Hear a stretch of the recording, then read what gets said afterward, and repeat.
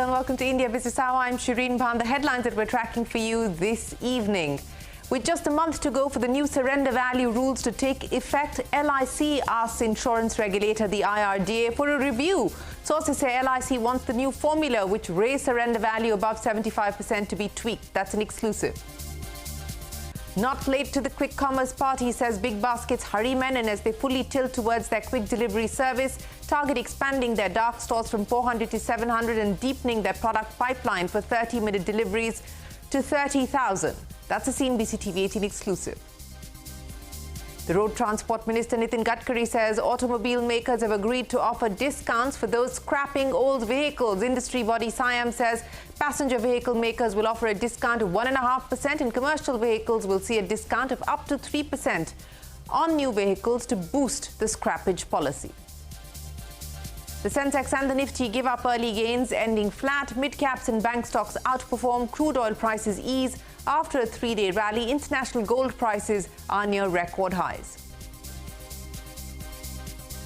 At least 4 people are killed in Ukraine as Russia launches a new wave of drone and missile strikes for the second day. Prime Minister Modi speaks to Russia's President Putin, reiterates India's commitment to support a peaceful resolution. The Prime Minister also spoke with US President Biden last night about his visit to Ukraine.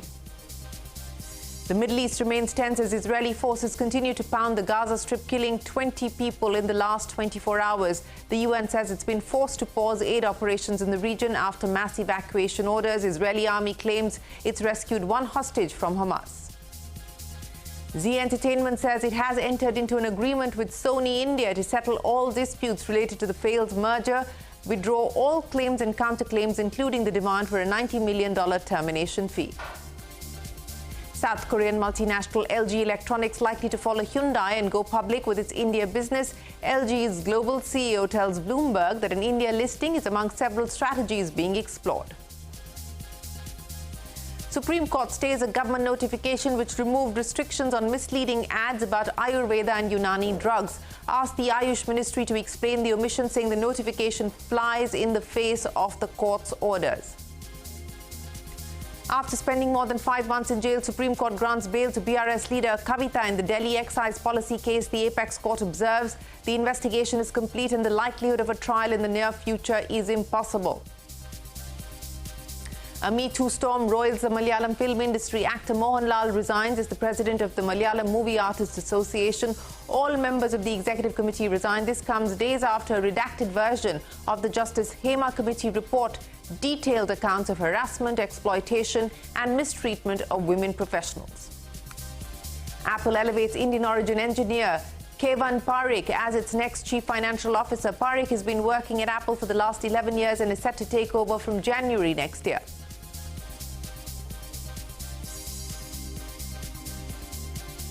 Well, let's start with the day's market action. As always, the Sensex and the Nifty ending marginally in the green today after giving up early gains. Nifty was a whisker away from record highs in intraday trade, but a sell-off in the last hour wiped out most of those gains. Mid-caps did outperform the blue chips, with the mid-cap index gaining nearly 300 points today. The Nifty Bank was up by about 130 points. The Nifty and the Sensex closing absolutely flat.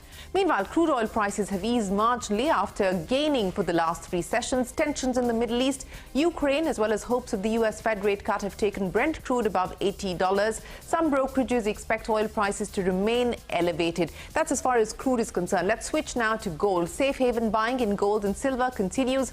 Global gold prices are near record highs, and even in cryptocurrencies, largely trading in a tight range for the last few sessions. Bitcoin remains above $62,000. Now, geopolitical tensions are keeping investors on the edge. Russia has intensified its air assault on Ukraine as bombers took to the skies for the second day. At least 4 people were killed overnight after Russia bombarded the region with missiles and drones. Reports say that Russian missiles wiped out a hotel in central Ukraine. Air defense systems were activated multiple times in Kyiv to counter missiles and drones targeting the capital. Meanwhile, Prime Minister Modi had a phone conversation with Russian President Putin. The Prime Minister said the 2 leaders exchanged perspectives on the conflict and insights from his Ukraine visit. The Prime Minister reiterated India's commitment to support a peaceful resolution. He also spoke to US President Biden last night about his visit to Ukraine. Prime Minister Modi reiterated India's unwavering support and expressed full support for an early return to peace and stability. Well, from Ukraine to the Middle East, the region remains tense as ceasefire negotiations in Cairo appear to have stalled. Israeli forces continue to pound the Gaza Strip, killing 20 people in the last 24 hours. A major hospital in Gaza is running out of fuel, and doctors claim Israel is not allowing fuel supplies. Israeli army claims to have rescued one hostage from Gaza after what it termed a complex operation. The UN says it's been forced to pause aid operations in Gaza after mass evacuation orders from the Israeli army. What I can say is that the humanitarian operations have been incredibly squeezed. We're getting very little aid supply in through Kerem Shalom. We estimate that 1 million people who we plan to assist with food aid in August will go without. But look, for UNRWA, we deliver our services directly through our workforce of 5,000 staff who are working on any given day. Well, now on to a CNBC TV 18 exclusive. Life Insurance Corporation of India has asked the insurance regulator to review the new surrender value rules before they come into effect, which is a month from now. Now, sources have told CNBC TV 18 that LIC wants the new formula, which raised surrender value to above 75%, to be tweaked. Yash is standing by with more. Yash, this has been going back and forth. There was consultation, there was a draft put out, there were negotiations on the draft, and now, before the rules come into effect, LIC is seeking changes. Again, what's being proposed? Well, Shireen, as you said, there has been a lot of back and forth on this particular surrender value regulations from the insurance regulator, and just when everyone thought that the final regulations are in place and the effectiveness will start next month, there's a new proposal which has gone out from the largest life insurance company, LIC, to the insurance regulator, not seeking an extension of the timeline, but seeking a complete review of the regulations which have been put forth by the insurance regulator. As you said, that these regulations become effective next month, that is from October, and just with about a month in hand, a review has been sought by LIC. There are two important points on which LIC is seeking a review. First one is with respect to the spread or the cushion that IRDA has provisioned as far as calculation of the surrender value is concerned. The interest rate element of the 10-year GSEC bond play a very important role in the calculation of the surrender value. Here, if 10-year GSEC bond trades at about 7%, IRDAI has given an additional spread of about 50 basis points, which means 7.5% for the calculation of the surrender value. And here LIC is saying that this 50 basis point spread needs to be extended further, needs to be larger.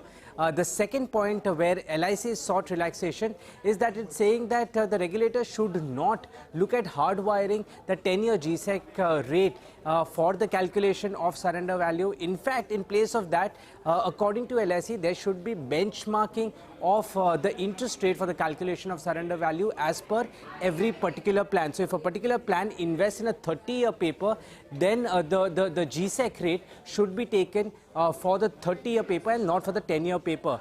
The difference is very minute in that sense. As of current rates, the 30-year paper trades at 7.1, the 10-year paper trades at about 6.96. But of course, that can become a big number with so many policies and how it compounds. And these are the two regulation relaxations which LIC sought from the regulator. With about a month in hand, we'll have to see how this particular proposal from LIC meets the regulator.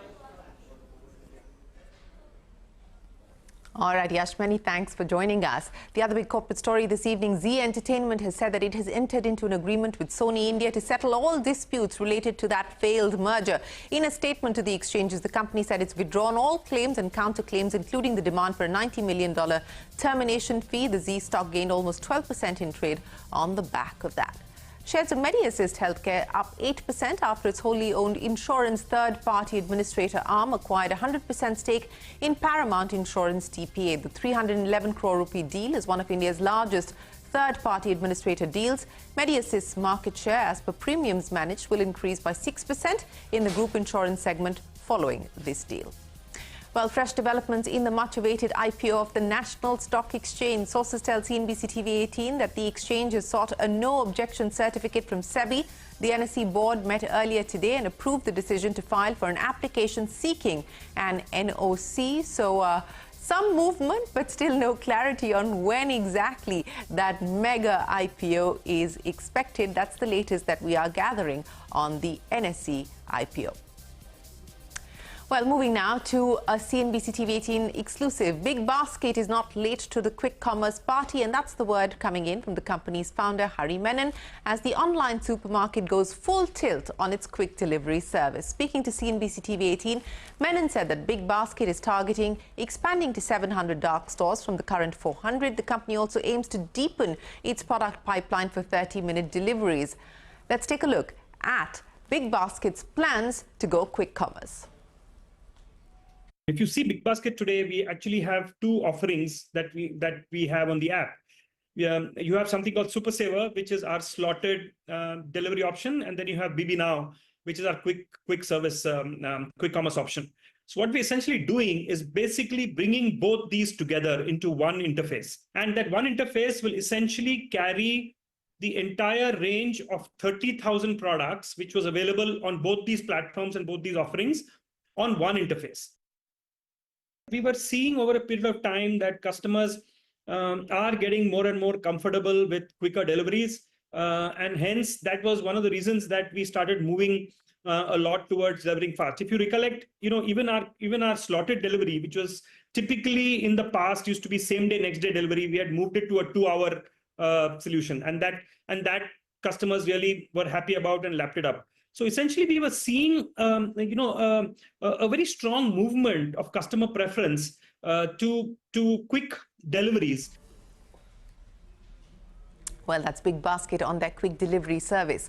Now, the Supreme Court has put on hold a government notification which removed a rule on misleading ads, specifically removed that for Ayurveda, Siddha and Unani drugs. The Apex Court has asked the Ayush Ministry to explain the omission, saying that the notification flies in the face of court's orders. Rule 170 of the Drugs and Cosmetics Act had prohibited advertisements of such drugs without the approval of licensing authorities. Earlier, the Supreme Court criticised the government for not invoking the same against Patanjali Ayurveda for its misleading ads. Investors in Byju's have moved the Supreme Court against the management of the embattled edtech company after a US lenders consortium. Byju's investors are likely to allege financial irregularities. The issues investors have sought to raise before the court include mismanagement, financial irregularities and siphoning of funds. The matter will be taken up on the 30th of August.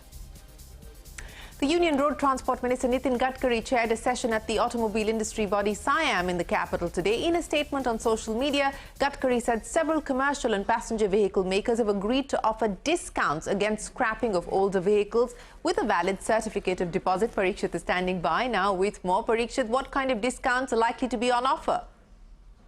India's automobile industry has voluntarily agreed to give discounts on new cars and commercial vehicles to encourage vehicle scrapping. Car makers will offer a discount of 1.5% or rupees 20,000 on a new car, depending on which amount is lesser. This is subject to a condition that the buyer has scrapped his old car in the last 6 months and has presented a scrapping certificate. OEMs have decided to give this discount to incentivize scrapping for a period of 1 year, after which the policy, we believe, will be revisited by the automotive industry body, that is SIAM. Commercial vehicle makers have agreed to give a discount of 1.5% on trucks and buses less than 3.5 tons and a discount of 3% on trucks and buses over 3.5 tons. This too will be in return for a vehicle scrapping certificate for a vehicle recycled in the last 6 months. The policy will apply to commercial vehicles for a 2-year period. 12 car makers, including Maruti, Tata Motors, Mahindra, Honda, Toyota, Mercedes, Skoda, Hyundai have agreed to give discounts of vehicle scrapping, and 7 commercial vehicle makers, including Tata Motors, Volvo Eicher Commercial Vehicles, Mahindra & Mahindra, Ashok Leyland, Isuzu, Force Motors have agreed to give these discounts. These discounts will be over and above discounts already available in the market, and SIAM, the industry body, believes this will serve the purpose of reducing pollution by taking unfit vehicles off the roads and also lead to incremental sales. Industry has come forward and we have agreed to offer additional discount, which will be linked to the scrappage of a old vehicle. So for commercial vehicles, we have agreed for giving additional discount of 3% for vehicles which are 3.5 ton and above, and for vehicles which are below 3.5 ton, the discount will be 1.5%. Now, Finance Minister Nirmala Sitharaman has defended the newly announced unified pension scheme, saying it's fundamentally different from the old pension scheme. She also asserted there's no U-turn by the government by giving assured pension under the new scheme in what was her first comments on the UPS. Sapna standing by with the details. Sapna. Absolutely. The finance minister has amply clarified and put into context, various kinds of comments coming from various quarters, indicating that probably by giving a short pension under the unified pension scheme that the government has just announced, maybe there is a rollback, they are going back, there's a U-turn. All of that has been dismissed by the finance minister. We are all aware of the fact that it's a fully funded scheme. There is a contribution element by the employees, plus the government is also setting aside 8.5% of its own contribution, in a kind of a pooled fund that will take care of any kind of a future liability that may arise in case there's a shortfall in meeting the assured pension benchmark of 50-odd%. So the finance minister is very clear that it's completely a new package and there is absolutely no comparison with the OPS. The OPS is a very different animal, so to say. She's also clarified that, there is no, the entire UPS formulation, there is no force or any kind of a thing on states to implement. They are completely independent decision makers. And if the states find merit in the UPS, well, so be it, and they'll be happy to roll it out. The finance minister has also indicated, however, that in the upcoming GST Council meeting, it's likely that rate rationalization is going to be a discussion item. No decision as such, of course. There are a lot of panel reports which are expected and awaited, some from the officers panel. There will be a GO meeting later on. So, so no decision as of now. But definitely going forward, rate rationalization is going to be one of the top agenda items for the GST councils in the upcoming meetings. This is what the finance minister has clarified on both these two aspects. Very, very important. All right, Sapna, many thanks for joining us. Jio Financial Services has hiked its stake in Jio Payment Bank from 78.9% to 82.1%. The company has subscribed to 6.8 shares of Jio Payments for 68 crore rupees at a face value of 10 rupees per share. In an exchange filing, Jio Finance Services said this move was part of the company's strategy to boost its financial services portfolio. South Korean multinational LG Electronics is likely to follow Hyundai's footsteps and file for an IPO of its India business. LG's global CEO has told Bloomberg that tapping the Indian stock market may help the company hit its target of $75 billion in electronic revenue by 2030. Shilpa standing by with more. Shilpa, Hyundai, now LG. Take us through the milestones LG has been able to clock in India over the last few years. This is the second Korean company, in fact, after Hyundai, that is looking to hit Dalal Street. But let's look at why this is significant, especially for the Indian consumer durable space. LG is one of the largest appliance makers in India, which has been growing at a scorching pace. If you look at the revenues, it clocked 18,000 crore in just the first half of this year versus 20,000 crore in all of fiscal 23, and with profits of nearly 1,300 crore rupees. Premium appliances are what is driving its growth in India, with 29% of its sales coming from refrigerators, 21% from washing machines, 20% from ACs and 19% from TVs. And it is a market leader in televisions, in washing machines and microwaves. And it's also gunning for a 25% market share in ACs this year. And in refrigerators, it is the second largest player in India. What's more, 90% of its appliances that are sold in India are made locally. And this puts it on a level footing with local listed peers Voltas and Blue Star, which could feel the heat when vying for investor attention once it lists. Back to you. Shilpa, many thanks. Facebook CEO Mark Zuckerberg has accused the Biden administration of repeatedly pressuring the social media giant to censor content related to COVID. In a letter to the House Judiciary Committee, Zuckerberg added he regrets some of the decisions taken at the U.S. government's request. The letter was posted on the committee's Facebook page and on its account on the X social media platform. Zuckerberg said it was ultimately Meta's decision to take down any content. iPhone maker Apple has elevated Indian origin engineer Kevin Parikh as its next chief financial officer. Parikh has been working at Apple for the last 11 years and is set to take over from January next year. Kanishka Sarkar joins us now with more. Kanishka, another Indian origin leader in Silicon Valley. Tell us more about him. Indian origin C-suite leaders at corner offices of global companies is not a rare sight anymore, whether it is Tesla, Google or Zoom. The latest entrant to the list is Kevin Parikh, who will take over as the Apple CFO from January 2025.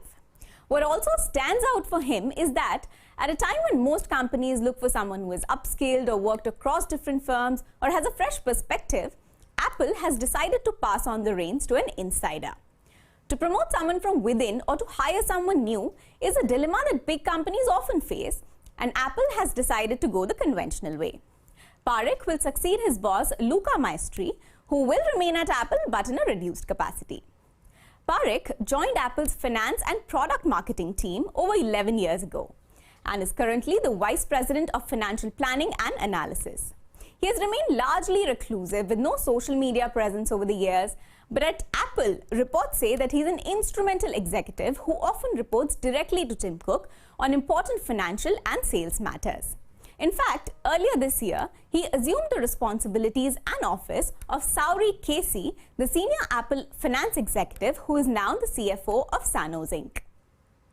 Quite literally following the footsteps of his boss Maestri, who had been training him, Kevin also started his career at General Motors in 2004 and has held key positions at the company in US and Europe before he moved on to Thomson Reuters for a 4-year stint. Now, the leadership change at Apple comes at a time when its multiple product launches are due on September 9 this year. Experts say that the transition to the new CFO in January is planned and orderly and therefore is likely to be smooth. And that Maestri staying on with Apple is also very important as it removes the risk of financial questions later on. During Maestri's tenure, Apple more than doubled its revenue, with services revenue growing more than 5 times. As Parekh looks to fill his shoes, global analysts say that he will need to continue prudent capital management, but he may also have to explore complementary acquisitions, which requires a different skill set from the CFO.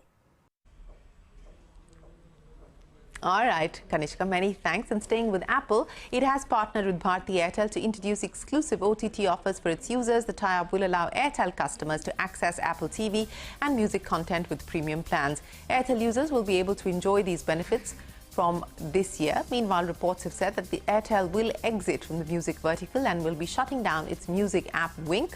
The company will also absorb all Wynk music employees. Well, we will head into a break, but when we return, the Me Too storm roils the Malayalam film industry. Actor Mohanlal resigns as the president of the Malayalam Movie Artists Association. That and more when we get back. Catch all of CNBC TV 18's news and updates on Facebook, X, Threads, Instagram and JioCinema.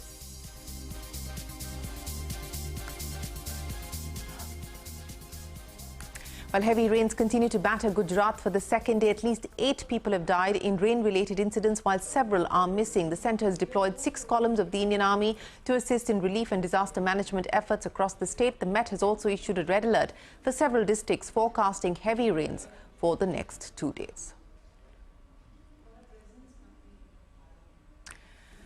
Well, on the latest in the Me Too storm that has roiled the Malayalam film industry, actor Mohanlal has resigned as the president of the Malayalam Movie Artists Association after it came under widespread criticism over the handling of sexual harassment allegations. All members of the executive committee have also stepped down. Last week, a redacted version of the Justice Hema Committee report detailed accounts of harassment and mistreatment of women professionals during production. After that, several female actors have levelled allegations against several top Malayalam film personalities. Meanwhile, the Kerala police has registered a case of assault against movie director Ranjit after actor Srilekha Mitra filed a complaint with the Kochi police. Mitra alleged that Ranjit misbehaved with her during a meeting in the year 2009. I've just understood that this is just fodder for the media. This is just fodder for the media to make money, and there's no problem with that. But you are bringing down a big institution. If this matter goes to court, the court has the knowledge and the understanding to take a decision. If the government takes this case to the court, they will take it up. Even after getting information that series of offences have been committed, government is not taking any action. They are not ready to make an investigation team. We demand the government should constitute an investigation team. At the head of that, there should be a woman IPS officer. All of them need to be taken into account quite seriously. Absolutely. I mean, if allegations have been made, thorough investigations need to be followed up with. And if these investigations lead to the allegations being proven right, proven correct. There has to be exemplary punishments handed out.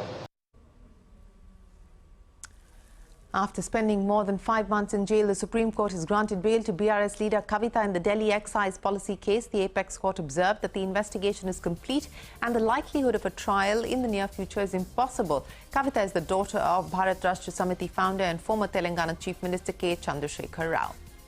Protests against the RG car rape and murder incident continue in Kolkata. A newly formed student outfit clashed with the police while they were leading a protest march to the West Bengal State Secretariat in Howrah, demanding Chief Minister Mamata Banerjee's resignation. The police, who had earlier declared the march illegal, used water cannons and tear gas to disperse the protesters. Small businesses are turning to public markets to raise funds and have received an overwhelming response in the last few years. According to Prime Database, so far in 2024, about 153 small companies have raised more than 5,000 crore rupees. The average subscription for these issuances in the SME IPO platform stood at over 200 times, with about a dozen companies getting subscribed anywhere between 500 to 2,000 times. Now, a company that made the news yesterday, in fact it went viral on social media, Resourceful Automobile is one such name. The company, which operates a Yamaha bike dealership with just 2 showrooms and 8 employees, wanted to raise 12 crore rupees but got bids to the tune of over 2,700 crore rupees. The subscription numbers have raised eyebrows on social media, with some people questioning the kind of liquidity rush coming in to the IPOs. However, Deepak Shenoy of Capital Mind has a different perspective. Take a look.